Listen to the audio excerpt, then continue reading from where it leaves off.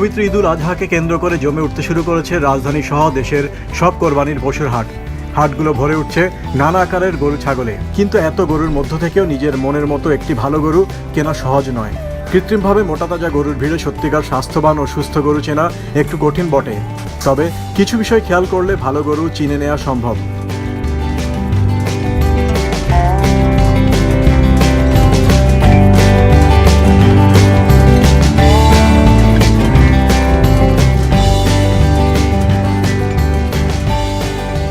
Steroid tablet খাওয়ানো বা injection দেওয়া গরু হবে খুব শান্ত, ঠিকমতো চলাফেরা করতে পারবে না।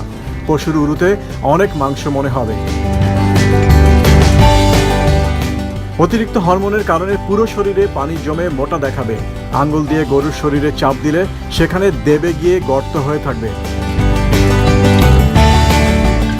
গরুর মুখের সামনে খাবার ধরলে যদি নিচ থেকে জিভ দিয়ে খাবার টেনে নিয়ে খেতে থাকে তবে বোঝা যাবে গরুটি সুস্থ। যদি অসুস্থ হয় তবে সে খাবার খেতে চায় না। সুস্থ গরুর নাকের উপরটা ভেজা ভেজা থাকে। সুস্থ গরুর পিঠের কুঁজ মোটা ও টান টান হয়। বিশেষ করে গরুর পা ও মুখ ফোলা, শরীর থলথল করবে। অধিকাংশ সময় গরু ঝিমাবে, সহজে নড়াচড়া করবে না।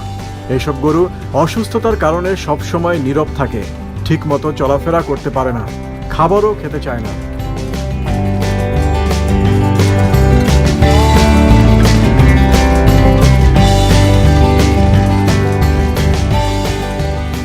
সুস্থ গরু চেনার উপায়। ট্যাবলেট খাওয়ানো হয়েছে কিনা তা নিশ্চিত হতে গরুর শ্বাস প্রশ্বাস দেখতে হবে। ট্যাবলেট খাওয়ানো গরুর শ্বাস প্রশ্বাস দ্রুত হয়, মনে হয় যেন হাঁপাচ্ছে আর প্রচণ্ড ক্লান্ত দেখায়।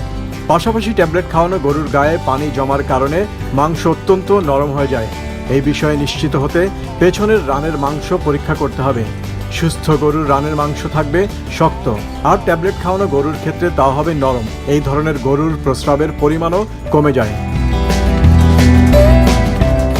হাটের যে চকচকে চামড়ার গরু আপনার নজর কাটছে সেই গরুই ট্যাবলেট প্রয়োগ করা গরু হওয়ার সম্ভাবনা বেশি।